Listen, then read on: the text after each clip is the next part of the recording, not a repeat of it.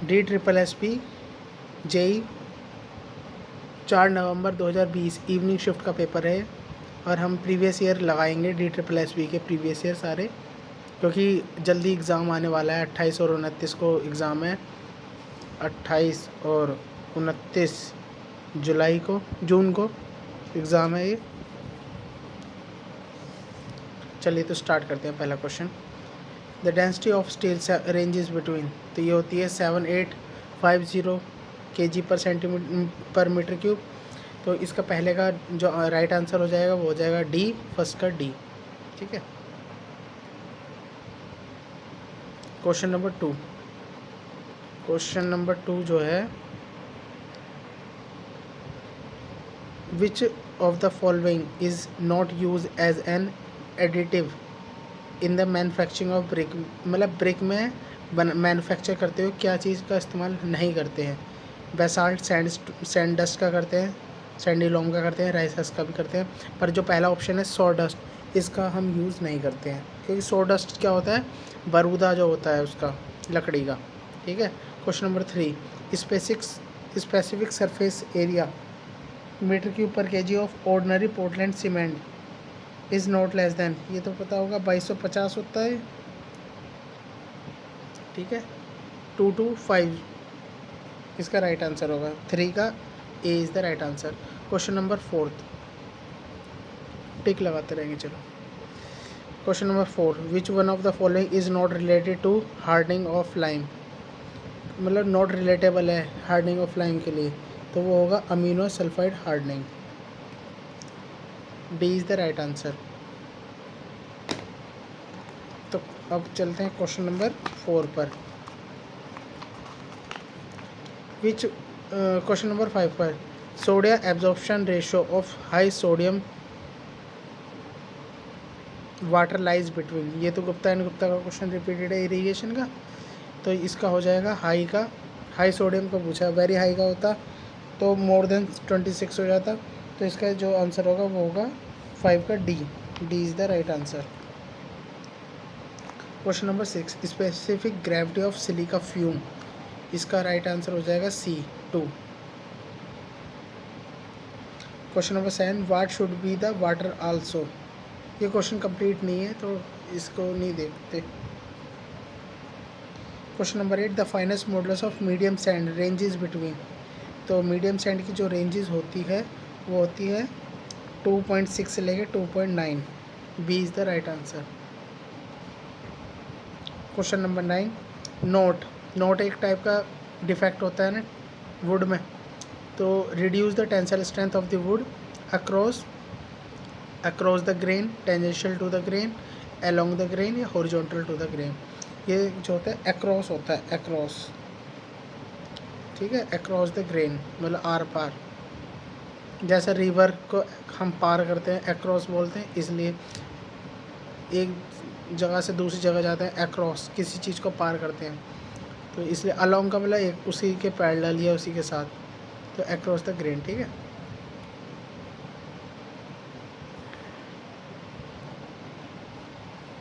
तो question number 10, the property of a metal to absorb water vapour from air is known as microscopicity, hydroscopicity या टेलीस्कोपिसिटी।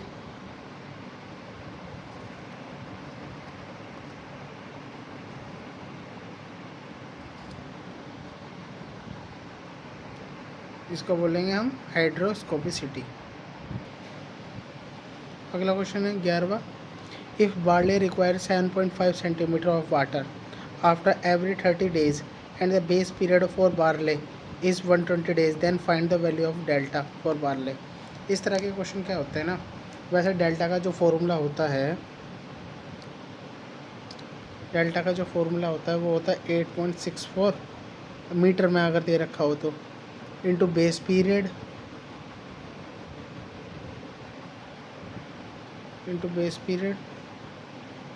यहाँ दिखाई दे रहा, तो यहाँ पर करते हैं 8.64 into base period upon delta, और ड्यूटी निकालनी है तो। ठीक है।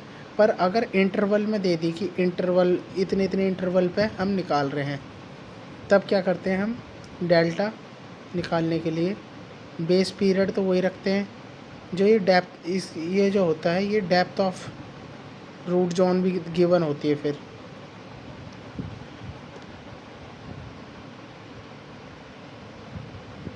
Depth of root zone, depth of water upon interval जो दे रखा है। ठीक है, अब तो इस क्वेश्चन को कैसे करेंगे अब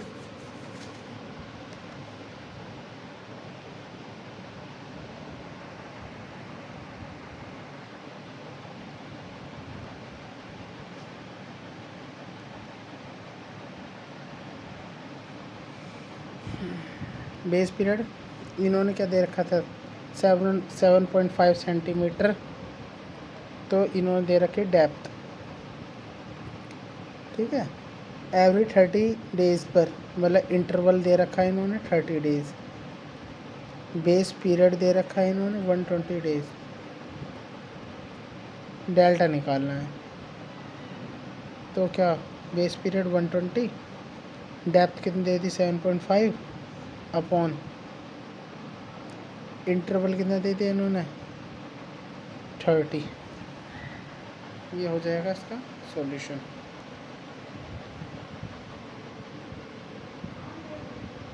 थ्री 4 जो 12, तो 7.5 इंटू 4, 7 4 28 प्लस 5 4 22, ये जाएगा 30। ठीक है, 30 इज़ द राइट आंसर। तो नेक्स्ट क्वेश्चन नंबर 12 है कि the process of heating steel above the critical range and cooling rapidly in air but at a slow rate then the critical cooling rate is known as। तो 12 का हो जाएगा normalising, D is the right answer. ठीक है, question number 13, ये इस पर ज़्यादा मेहनत नहीं करनी, काट दो।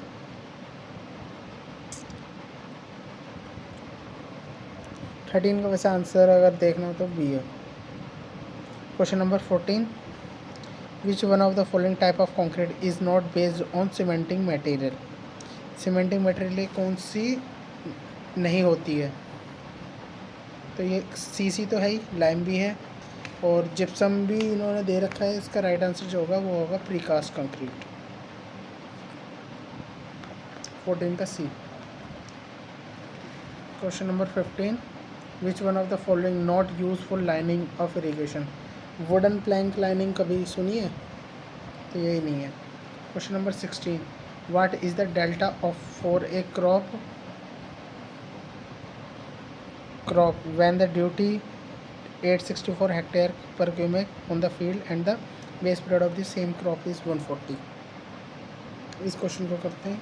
तो ड्यूटी डेल्टा बेस पीरियड के तो क्वेश्चन कर ही लेना, अच्छे से पूछता है। तो 864 बेस पीरियड क्या दे रखा है 140 डेज। अरे ये भी दे रखा है इन्होंने 164 ड्यूटी, ये कट गया तो इसका 140 ही आंसर होगा। 140 सेंटीमीटर डेल्टा पूछ सकता है। Question number 17, which one of the following use to determine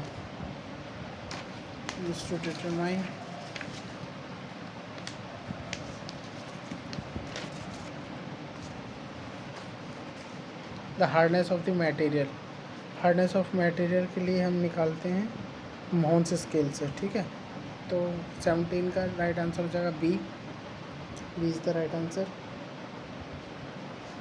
question number 18, which method of irrigation is preferred when the land topography is irregular, gradient is steeper and soil is easily erodible. तो इसका हो जाएगा right answer sprinkle irrigation.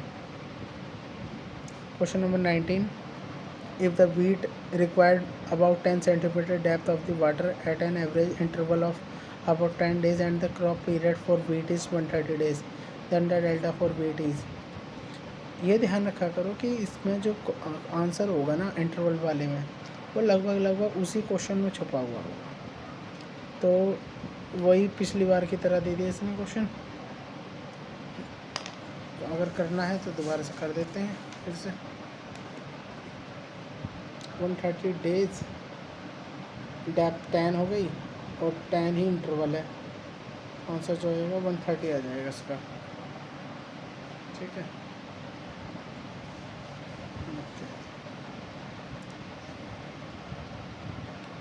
Question number 20, the average shear stress acting on the bed of the channel at which the sediments particle just begin to move is known as। Critical tractive force ही होता है, और बाकी तो सुनने ये FM में होते हैं ना, ट्रैक्टिव फोर्स लगता है जो T naught. Question number 21, the gross command area दे रखा है जो कि है 6000 hectare. 80% of which cultural command area, cultural command area जो है वो 80% है। If the intensity of irrigation for rabi season is 50%, then the area irrigate of rabi कितना होगा। सबसे पहले हम ग्रॉस कमांड एरिया से कल्चरल कमांड एरिया निकाल लेते हैं। तो 6000 का जो 80% लेंगे हम, एक परसेंटेज की वीडियो बहुत अच्छी डाल रखी है, परसेंटेज से आपको समझ आएगा कि बहुत जल्दी हम कैलकुलेशन कैसे कर सकते हैं किसी भी चीज़ का।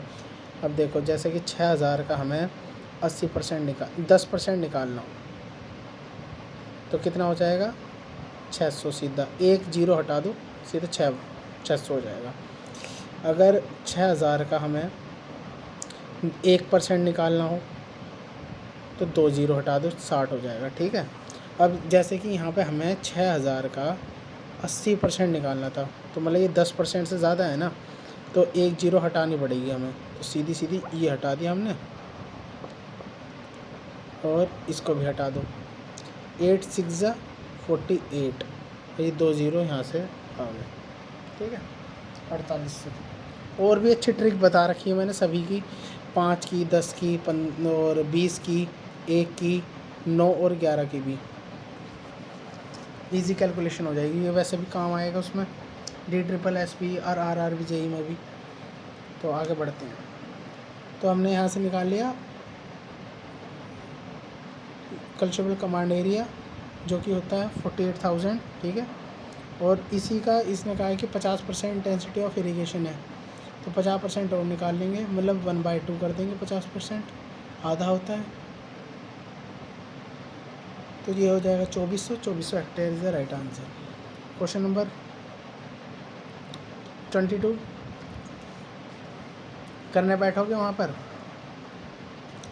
टाइम छूटेगा। 22 छोड़ो, आगे बढ़े। कुछ क्वेश्चन है जो हमें छोड़ने होते हैं। ये क्विक सैंड कंडीशन में क्या होता है, इफेक्टिव स्ट्रेस 0 हो जाता है, तो 23 का D is the right answer.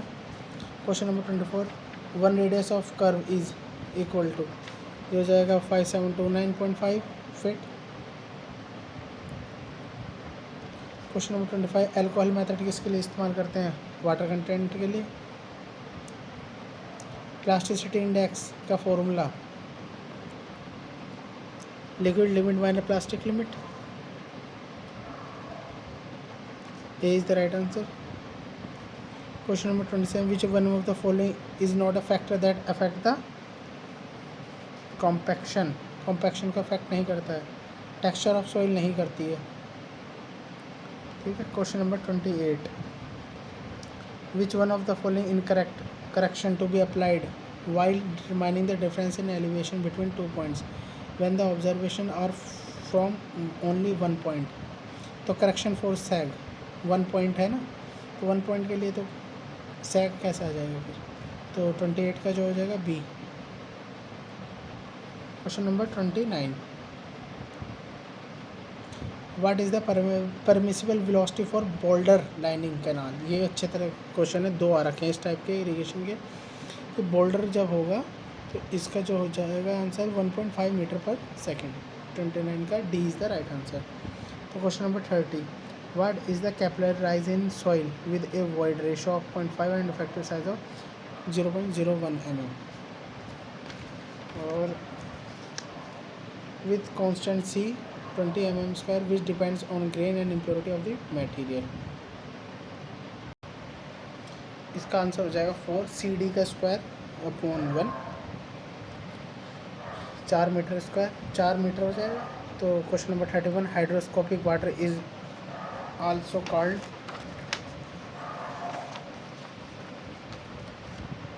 इसका जो आंसर हो जाएगा एडजॉर्ब वाटर हो जाएगा. 31 का A is the right answer. Question number 32, the conversion of whole circle bearing 170 degree 30 minutes in quadrantal bearing.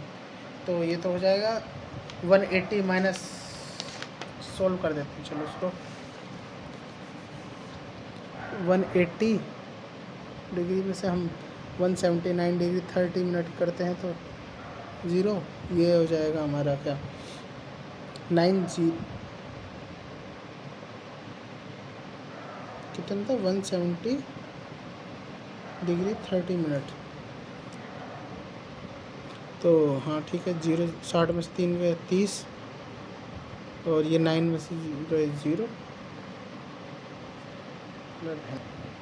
ये 170 है यार. 180 में से ठीक है 60 में से 30 गए 30, ये 9 हो गया. तो अब देखते हैं कौन से क्वाड्रेंट में आएगा. East west, north south, east और वेस्ट. तो ये जो आ जाएगा साउथ इसमें आ जाएगा ना 9 डिग्री 30 मिनट. तो नेक्स्ट क्वेश्चन पे चलते हैं. The degree of compaction obtain in the field.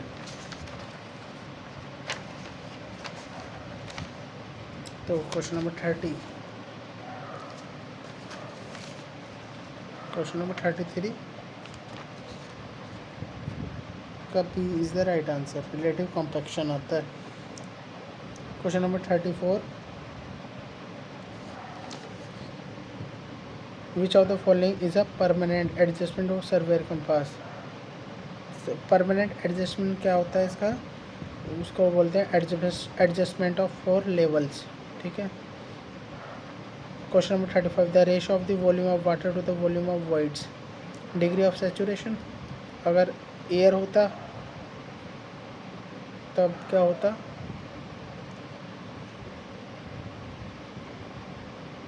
बताओ.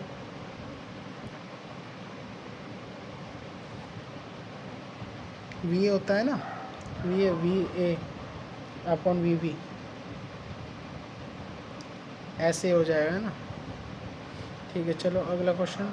Soil deposit form by wind aeolian हो जाएगा. 36 का A is the right answer. Question number 37, by passing the canal below the drainage aqueduct. 37 का A.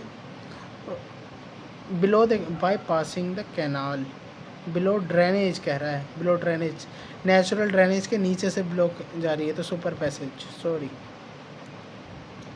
Question number 38, a channel in which the neither silting nor scouring take place. तो regime channel हो जाएगी. तो regime channel. Question number 39, which type of compaction equipment roller consist of a hollow cylindrical steel drum on which the projecting feet are mounted. जिसमें से मतलब drum में feet mounted कुछ उभरा हुआ सा रहता है, जो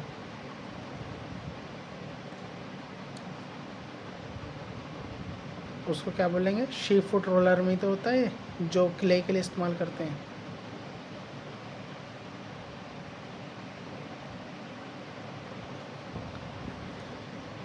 question number 40, the rise in the maximum flood level up stream of a weir cause due to the construction of the weir across the river is called as efflux.